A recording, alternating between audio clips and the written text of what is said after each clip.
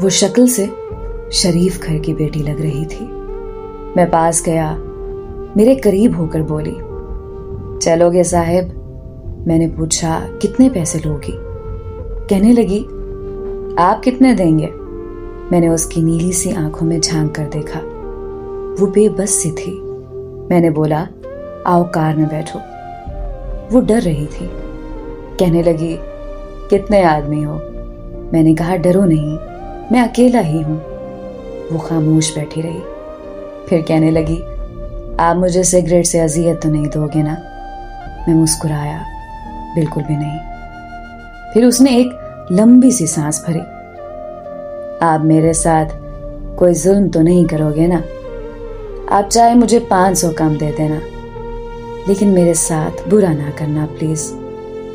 वो बहुत खूबसूरत थी, मासूमियत उसकी बातों से टपक रही थी।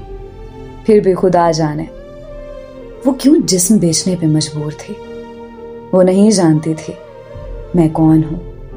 मैंने पूछा, खाना खाया है? कहने लगी, नहीं। मैंने होटल के सामने कार रोकी। होटल वाला मुझे जानता था। उसने जल्दी से खाना पैक किया, मुझे दिया। मैं कार में बैठ गया। मैं अपने डेरा की तरफ चल दिया। चौकीदार ने दरवाजा खोला। मैंने कार पार्क की। रात के 11 बज रहे थे। वो मुसलसल मेरी तरफ देखे जा रही थी।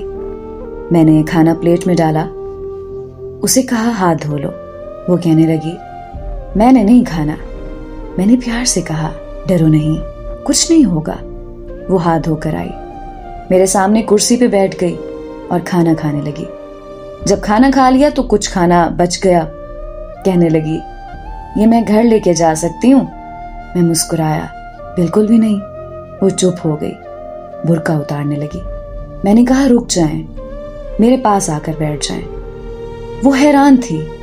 मेरी आंखों में देखकर बोली, जल्दी से अपना काम करें, मुझे वापस छोड़ें। मैंने कहा, नहीं पूछूंगा। क्यों करती हो ऐसा? क्यों बेचती हो जिस्म? बस इतना कहूंगा, छोड़ सकती हो क्या ये सब? वो मेरे चेहरे की तरफ देखने लगी। आप पागल लग रहे हैं मुझे। मैंने उसकी आंखों में देखा। हाँ, पागल ही हूं मैं। सब पागल ही समझते हैं मुझे।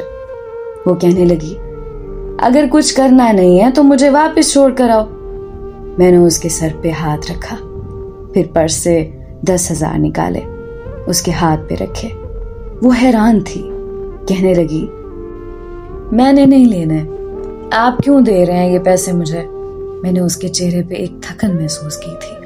वो अपने आंसू रो के बैठी थी, बार बार कह रही थी, मुझे वापस छोड़ कर आओ, मुझे डर लग रहा है। मैंने उसे यकीन दिलाया, डरने की कोई बात नहीं है।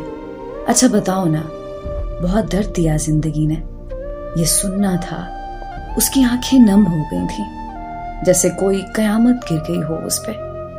मैं समझ चुका था, कोई बहुत बड़ा दर्द लिए घूम रही है। दरवाजा खोला, कांपती आवाज में बोली, मुझे छोड़ कर आओ वापस।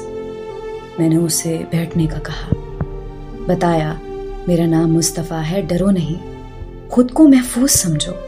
उसे जब यकीन हो गया परेशानी वाली कोई बात नहीं तो बताने लगी, शौहर मर गया, 3 बेटियां हैं, ससुराल वालों ने निकाल दिया, माँ बाप फौत हो चुके हैं, भाई कोई है नहीं।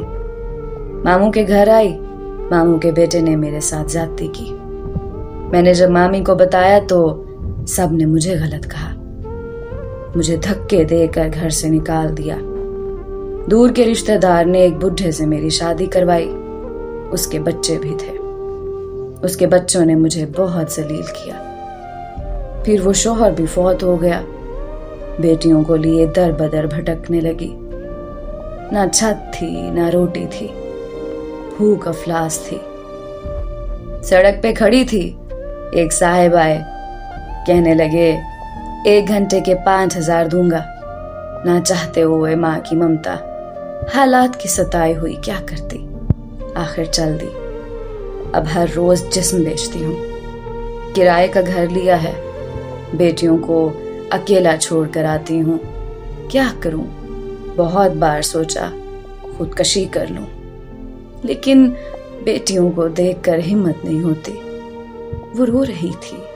मैं जमाने की बेहिसी महसूस कर रहा था। उसके सर पर हाथ रखा, उसे कहा, तुम्हारा भाई है आज से, तुम अपनी बेटियों को लो और मेरे डेरा के ऊपर वाले एक रूम में रहो।